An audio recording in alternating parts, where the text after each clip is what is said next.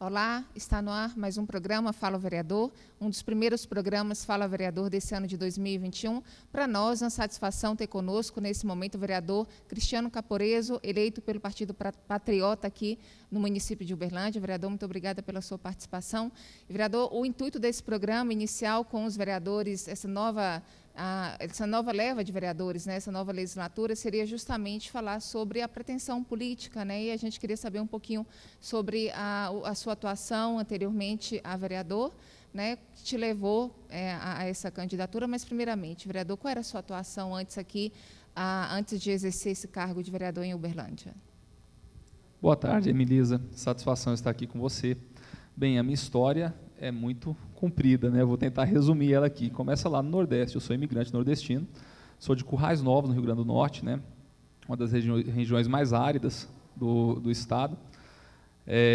Desde cedo fui introduzido no mundo político no sentido de observar os posicionamentos políticos, né? No Nordeste, a política é uma coisa muito presente na vida das pessoas. Recebi Bolsa Família, recebi PET, que é o Programa de Erradicação do Trabalho Infantil, então peguei toda aquela parte do governo Lula quando estava no Nordeste e fui capaz ali de perceber o tipo de covardia que acontecia contra aquelas pessoas mais necessitadas. Muitas pessoas pensam que o Bolsa Família ele serve apenas para manter o presidente da República no alto posto, né, que o Lula teria construído o Bolsa Família nesse sentido. Mas, na verdade, não. Quem determina a entrega do benefício é a prefeitura. Então, toda vez que tem eleição lá no Nordeste, eu vivi isso. Eles fazem um terrorismo com as pessoas que mais precisam, dizendo que se não votar nesse ou naquele candidato, vai cortar o benefício. Uhum. Imagina só, na minha época lá, o aluguel de uma casa era R$50. Hoje o aluguel lá deve estar uns R$100, R$150. Então, uma região onde... Era muito carente. Região muito carente, onde tem um período de seca muito prolongado, e que as pessoas necessitam da agricultura para viver. Então, se não consegue plantar por ausência de chuva, a pessoa fica completamente dependente desse assistencialismo. Então, por causa disso, eu já comecei a ter um ranço com o esquerdismo, com o petismo, desde a época do Nordeste, né? Para você ter ideia da precariedade, até os 17 anos de idade eu não tinha água encanada, eu tomava banho de cuia. Uhum. E mesmo assim eu era muito feliz. Isso aqui não é um vitimismo, eu não sou um cara vitimista, eu gostava muito de viver no Nordeste e queria ficar lá para o resto da minha vida. Sim. Só que tem só duas coisas que viram a cabeça do homem, né? Um é pescoço, a outra é mulher. Eu conheci uma mulher, fui para Brasília com ela, e em Brasília eu entrei no Exército. E no Exército eu criei o interesse em virar sargento das armas. Sim. Comecei a estudar para a prova de sargento, e acabou que um mês antes da prova de sargento tinha prova para a Polícia Militar de Minas Gerais. Eu nunca pensei em ser policial. Sim. Mas aí um subtenente, que era o homem responsável pelo curso, falou: Caporeso, faz lá a prova em Minas Gerais, que o conhecimento é similar, você vai testar o seu conhecimento e ver como é que você vai chegar para a prova de sargento. Eu fiz. Passei na prova da Polícia Militar em um dos locais mais concorridos do estado de Minas, na verdade o mais concorrido, que é o Naí. Sim.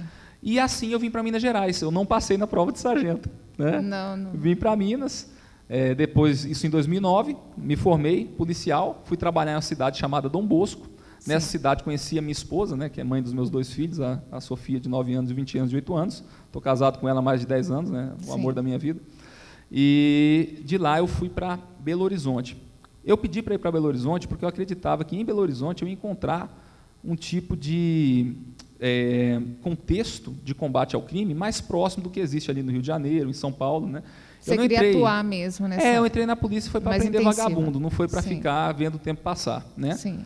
Acabou que eu fui para Belo Horizonte, eu fiquei apenas 6 meses lá, na 12ª Companhia do Barreiro, que faz recobrimento ali da região do Vale do Jatobá.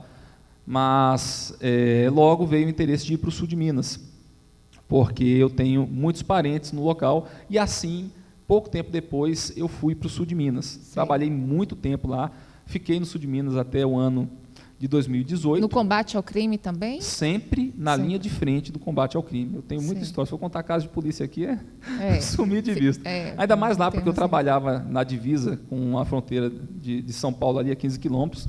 Então, pegava vagabundo do PCC, pegava quadrilha realmente pesada. Só ataque à caixa eletrônica eu já peguei mais de 5. Sim. Uma vez, em uma cidade lá, eu estava de serviço no dia, criminosos, né, 15 criminosos, cercaram a praça, começaram a dar tiro para cima e falaram: ô polícia, vem cá, vem cá. Né? Foi nesse nível. Então, eu já peguei realmente ocorrência pesada. Nesse período, me formei em Direito, na FAEX, que é a Faculdade de Ciências Aplicadas de Extrema, salvo engano. E, em 2018, minha vida, eu sempre, nesse período, ia observando a política. Ativismo político é uma coisa que eu fiz ao decorrer de toda a minha vida. Sempre tive interesse desde o momento que eu vivi lá no Nordeste, como eu te expliquei. Sempre fui contrário ao PT. O PT nunca... esquerdismo nunca passou pela minha mente, graças a Deus. Nunca fui contaminado por esse mal. Só que quando eu estava lá do sul de Minas, eu comecei em 2012 a escrever para um jornal, que era um dos poucos jornais conservadores do Brasil na época, que era o Coiote. Eu já ia lhe perguntar qual era o ponto central desse ativismo político seu. Então, foi quando o senhor começou a escrever. Exato, eu gosto muito 2012. de escrever. Isso, em 2012 comecei a escrever para um jornal, o Coiote, a respeito de conservadorismo, de história, um pouco de filosofia, né? Eu sou entusiasta, não sou formado nessas áreas, mas eu gosto de estudar, né? Faço isso realmente por amor. E, com o passar do tempo, eu já acompanhava o trabalho do então deputado federal Jair Bolsonaro. Sim. Sempre me senti muito representado como policial com aquilo que ele falava, porque o Brasil, lamentavelmente, é o país da inversão de valores. Eu cansei de me sentir como um palhaço, de prender um vagabundo 10, 15 vezes e depois a nossa lei, né, fraca, ir lá e soltar o cidadão. Quem, na cidade pequena, tinha ali a experiência de ver uma pessoa olhar assim nos meus olhos, falar assim: Caporeso, Cabo Caporeso, chama pelo nome, me ajuda, por favor, já não aguento mais, esse cara vai acabar me matando. Entendeu? Eu peguei muita situação assim, para você ter ideia, violência doméstica. Cheguei lá, assim que eu cheguei na cidade de Munhoz, onde eu trabalhei, teve um caso de Maria da Penha que eu atendi, que a senhora tinha sido ameaçada de morte pelo marido. O marido dela era um frouxo, Sim. Cara completamente inexpressivo. Só que ele externou esse desejo de matar ela. E eu falei para ela: senhora, se ele está falando que quer te matar, é porque ele tem essa vontade, mas ele não tem coragem. Se ele tivesse coragem, ele não falaria. Mas o ato de você pronunciar aquilo que você deseja funciona como uma ferramenta de reforço psicológico. E um dia ele vai acabar te matando. Sabe quantas vezes quanto tempo demorou para esse cara matar a mulher? 4 anos. Depois de 4 anos ele foi preso. Olha, vou jogar abaixo aqui 20 vezes. Olha a impunidade que existe no nosso país. Quer dizer, ela e aí ele foi, um dia a mulher estava voltando para a casa dele, ele pegou uma bengala de motocicleta, ele era mecânico de motocicleta. Sim. E ele abriu a cabeça da mulher na frente dos 3 filhos pequenos, que o olho dela pulou para fora da cabeça.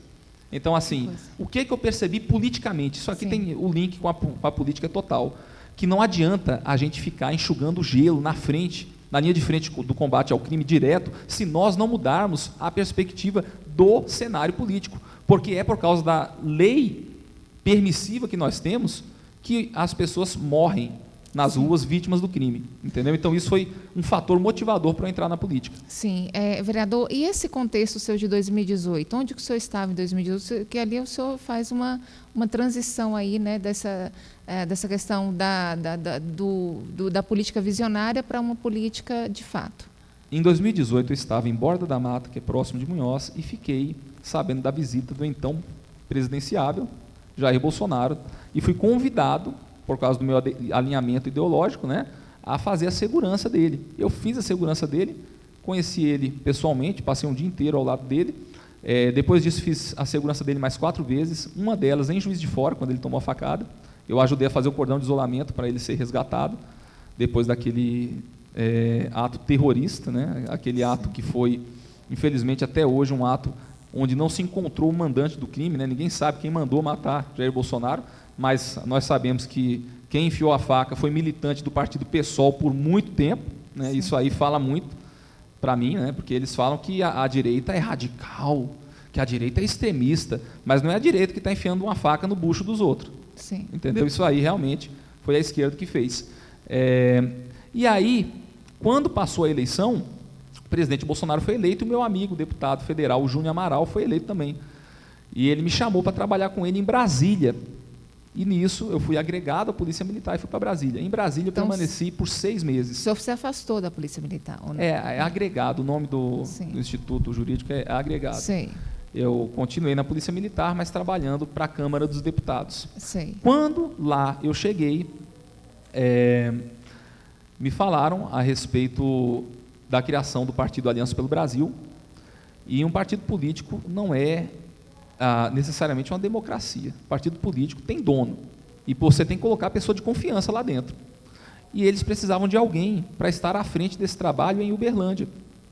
E falaram para mim, o deputado falou para mim, vai lá, o partido ficando pronto a tempo para a eleição de prefeito, você consegue escolher uma pessoa íntegra para ser candidata a prefeito em Uberlândia e montar uma chapa aí com os 42 vereadores. Foi assim que eu vim para cá, né? Também em resposta à votação que o deputado Júnior Amaral e o deputado Bruno Engler, que também é da nossa equipe, tiveram aqui na cidade, que foi uma votação expressiva. Então, o senhor liderou o movimento aí de criação do partido aqui em Uberlândia, foi isso? Mais ou menos, porque o partido não foi criado. Ele foi sabotado pelo Supremo Tribunal Federal. Sim. Até hoje a gente não vê esse partido ficar pronto, né? E a gente sabe que tem resistência de todos os lados, que ficam sempre criando empecilhos. Não, por causa que a ficha não pode ser desse jeito, tem que ser assim, tem que ser assado. Em plena era digital, eles ficam colocando diversas dificuldades injustificáveis, né? Por isso, o partido não ficou pronto a tempo. E aí se aproximou da eleição, o pessoal viu o meu trabalho, eu sou um cara muito aguerrido, quem me conhece sabe que eu sou contundente em minhas falas, né? E eles falaram, cara, você já está aqui em Uberlândia, minha esposa se adaptou muito na cidade, minha filha estuda no Colégio Tiradentes, né, já que sou policial militar. Eles falaram para mim, por que você não concorre para vereador? Né? E aí eu falei, mas quer dizer, não era, você mesmo não tinha despertado para essa vocação, quer dizer, foram pessoas que viram seu perfil. Não, seria mentira dizer isso. Na verdade, desde que eu entrei para a política, eu percebi que eu tinha um chamado.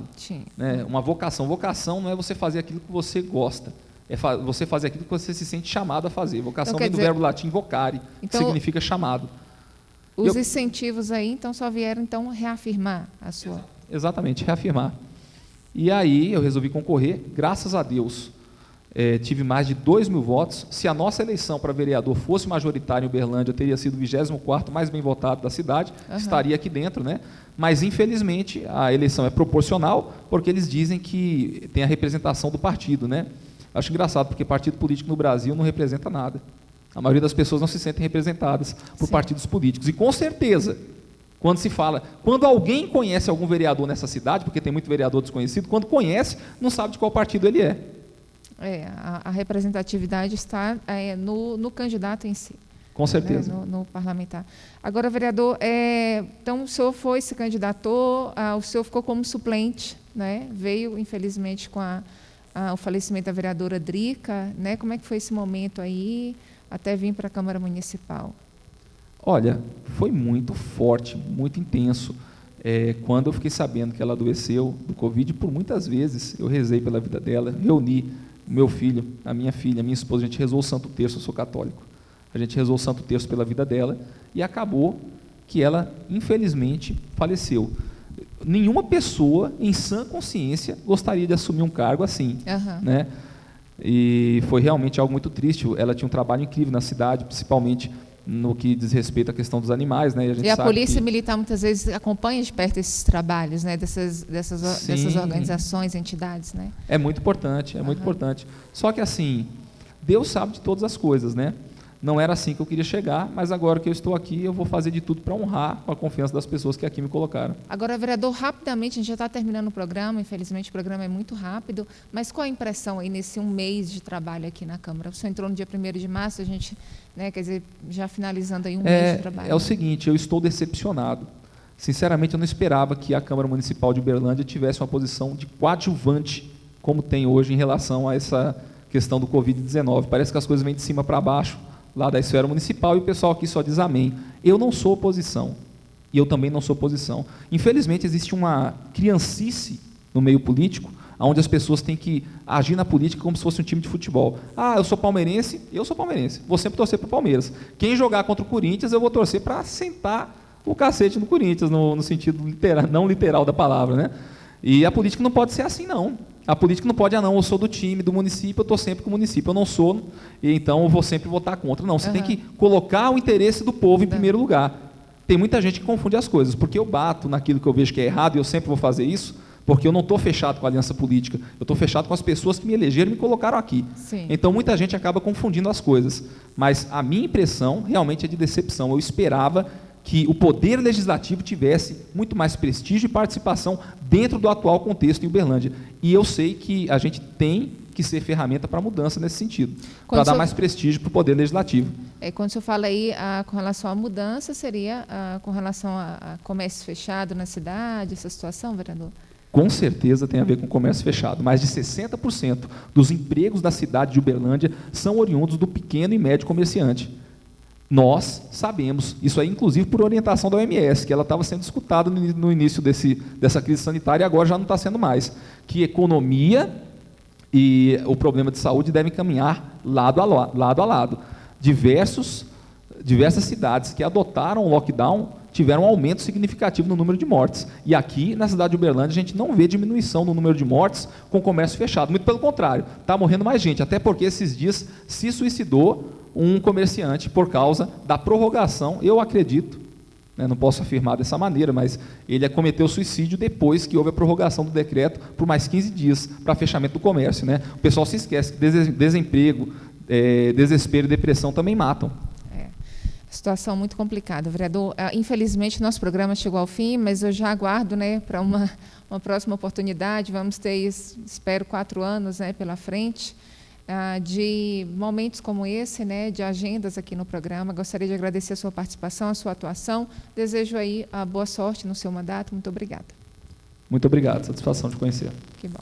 E nós agradecemos a você também, telespectador. Esperamos sempre você aqui conosco. Muito obrigada e até a próxima.